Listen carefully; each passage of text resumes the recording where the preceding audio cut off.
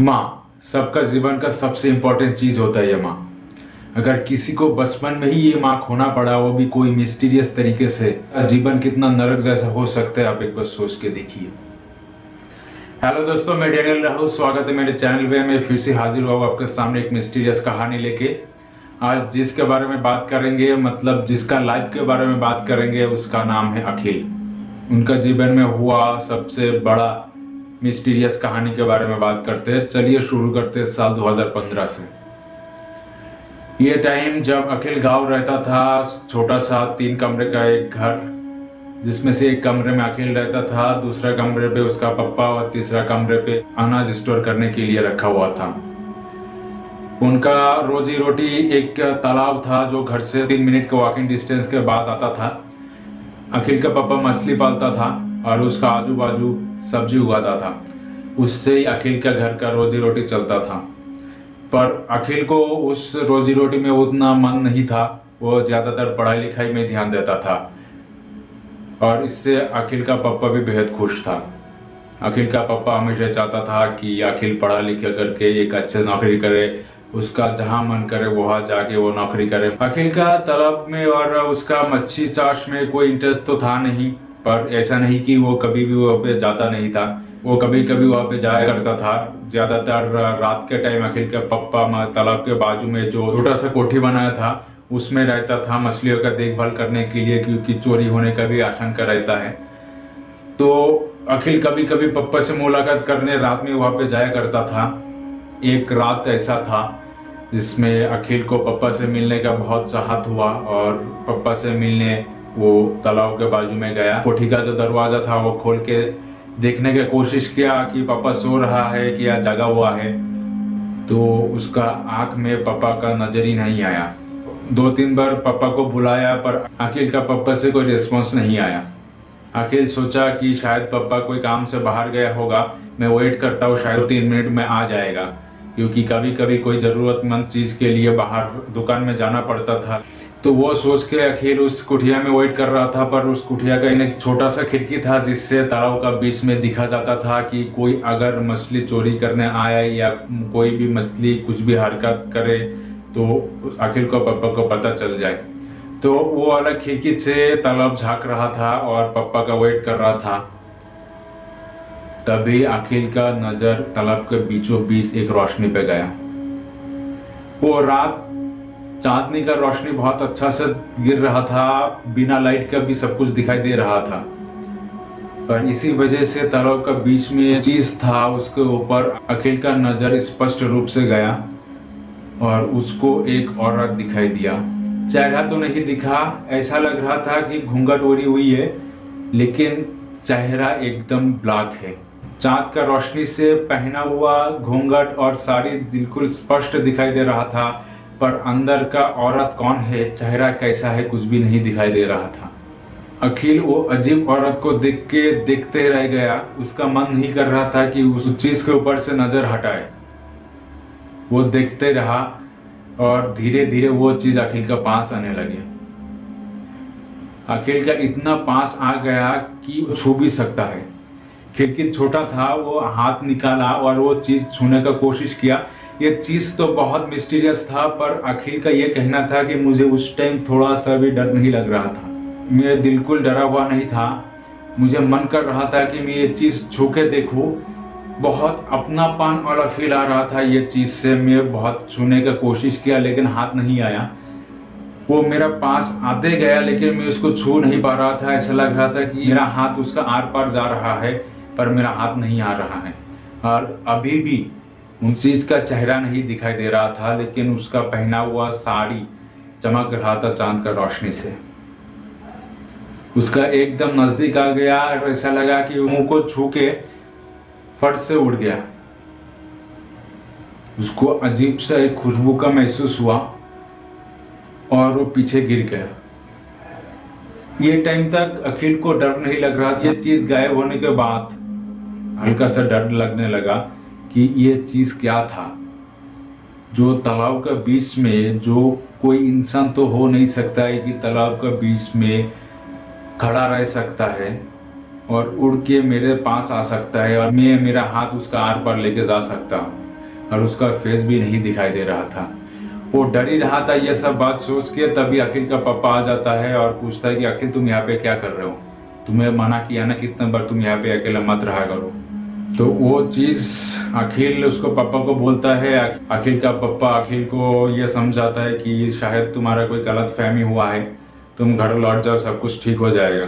अकेला ये रात में आए हो और तुम पढ़ाई लिखे ज़्यादा स्ट्रेस में रहते हो, इसके लिए शायद तुम्हारा दिमाग के साथ ये सब खेल गया है। तुम ये सब लेके चिंतित मत हो, तुम घर जाओ, पढ़ाई करो और सो जाओ। तो अखिल पापा का बात मान लेता है, रूम रिटर्न आ जाता है। और काफ़ी बार कोशिश भी किया है कि पापा को बिना पता चले वो तालाब में जाए और ये चीज़ देखने की कोशिश करे कि वो चीज़ एक्चुअली में क्या था, पर वो चीज़ अखिल को कभी दिखाई नहीं दिया। ये कहानी जब अखिल मुझसे शेयर कर रहा था, तब ये कहानी ख़त्म होने के बाद मैं अखिल से पूछा कि अखिल जी, मैं ये सुना हूँ कि बहुत साल पहले आपका मम्मी जो गायब हो गई थी, वो भी एक मिस्टीरियस कहानी है, उसके बारे में आप कुछ बोलना चाहेंगे? तभी अखिल जी ने बोला कि अगर तुम ये कहानी सुन रहे हो तो तुम्हें वो कहानी भी पता होना चाहिए कि एक्चुअली में मैं कैसे बिन माँ का हो गया था। ये साल 1995 का है, जब अखिल जी का महज 3 या 4 साल उम्र था। रात में सो रहा था। पापा रोज की तरह तालाब का मच्छी का देखभाल करने के लिए तालाब का जो छोटा सा कुटिया है उसमें जाकर रह रहा था। और घर पे छोटा अखिल और उनका मम्मी थी। और दूसरा वाला जो कमरा था, तब अखिल का दादाजी जिंदा था, वो कमरे पे अखिल का दादाजी रहता था। रात बहुत गहरा हो चुका था, छोटा अखिल और उसकी मम्मी भी सो चुकी है। अचानक दरवाजे पे खटखटाने की आवाज़ आया। ऐसा लगा कि अखिल का पप्पा की आवाज़ से कोई बुला रहा है। मतलब छोटा अखिल का ये संदेह था कि ये पप्पा नहीं है, क्योंकि पप्पा कोई भी इमरजेंसी के अलावा घर रिटर्न नहीं आता है। तो छोटा अखिल को यह संदेह था कि यह पप्पा नहीं है, पर आवाज उनके तरह आ रहा है। तो खटखटाने की आवाज आया और साथ में अखिल का पप्पा के जैसा आवाज आया कि दरवाजा खोलो, थोड़ा इमरजेंसी है। तो अखिल का मम्मी जाके दरवाजा खोलती है और पता नहीं उनके बीच क्या बात होता है। ऐसा लग रहा था छोटा अखिल को कि मेरा मम्मी जैसे हिप्नोटाइज हो गई है। कोई बात नहीं किया, चुपचाप। मुझे परछाया दिखा था आगे वाला, पर वो मेरा पापा जैसा परछाया नहीं था। लेकिन मेरा मम्मी वो चीज़ का पीछे एकदम हिप्नोटाइज होके चलने लगे।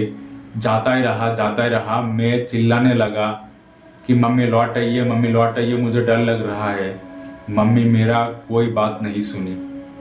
वो चलते गई और रिटर्न अभी तक नहीं आई।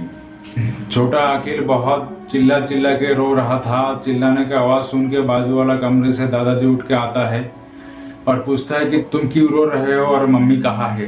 तभी छोटा अखिल दादाजी को बताता है कि पापा आया था, उन्होंने बुलाया, उनका पीछे चला गया, पर बहुत टाइम हो गया, अभी तक मम्मी वापस नहीं आई। मुझे बहुत डर लग रही है, दादाजी आप मुझे पापा के पास लेके जाइए। अखिल का दादाजी थोड़ा सा भी देर ना करते हुए छोटा अखिल को गोद में उठाता है और तालाब के बाजू में लेके जाता है और कुटिया से अखिल को पापा को बुलाता है कि अखिल रो रहा है, तुम दोनों उसको अकेला छोड़ के कैसे आ सकते हो? अखिल का पापा शॉक हो जाता है ये बात सुन के कि तुम दोनों, मैं तो यहाँ पे अकेला हूँ, अखिल की मम्मी कहाँ है?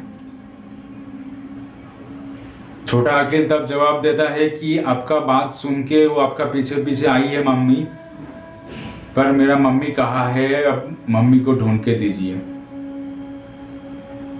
ये बात सुन के अखिल का पप्पा का आँख बड़ा हो जाता है, एकदम शॉक हो जाता है कि मैं तो यहाँ पे सोया हुआ था, कौन बुलाया अखिल का मम्मी को, और अखिल का मम्मी अभी कहाँ है? उस रात सब मिलके गांव का हर कोने में छान मारा, जहाँ ना भी होने का चांस है वहाँ भी छान मारा। सुबह पुलिस बुलाया, छानबीन करवाया, बहुत कोशिश का ढूंढने का, लेकिन उसके बाद अखिल को मम्मी को कहीं पे भी नहीं दिखा गया। ना कोई डेड बॉडी, ना कोई खबर, कुछ भी नहीं मिला जिससे अखिल को मम्मी को ढूंढा जा सकता है। इस सवाल का आज तक अखिल का जवाब नहीं मिला कि उस रात मम्मी कहाँ गई थी, और दूसरी जो उसका लगभग 20 साल बाद अखिल के साथ हुआ था, एक औरत उसको छू के निकल जाती है पर अखिल पकड़ नहीं पाता है, वो भी कौन थी या वो चीज क्या था। अखिल रोज सोचता है, हालांकि वो गांव इतना जाता नहीं है, पर जब भी जाता है वो पूरा रात तालाब के बाजू गुजरता है, क्योंकि पापा अभी जिंदा नहीं है और वो तालाब दूसरे के पास बेच दिया है। फिर भी वो तालाब में जाके पूरा रात गुजरता है और उस मिस्ट्री सॉल्व करने की कोशिश करता है, पर अभी तक वो ये मिस्ट्री का जवाब नहीं ढूंढ पाया। दोस्तों, आज यही था कि था अखिल की मिस्टीरियस कहानी। आपके साथ फिर मुलाकात होगा एक नया मिस्टीरियस कहानी लेके। तब तक बने रहिए मेरे चैनल के साथ, सपोर्ट कीजिए मुझे। धन्यवाद।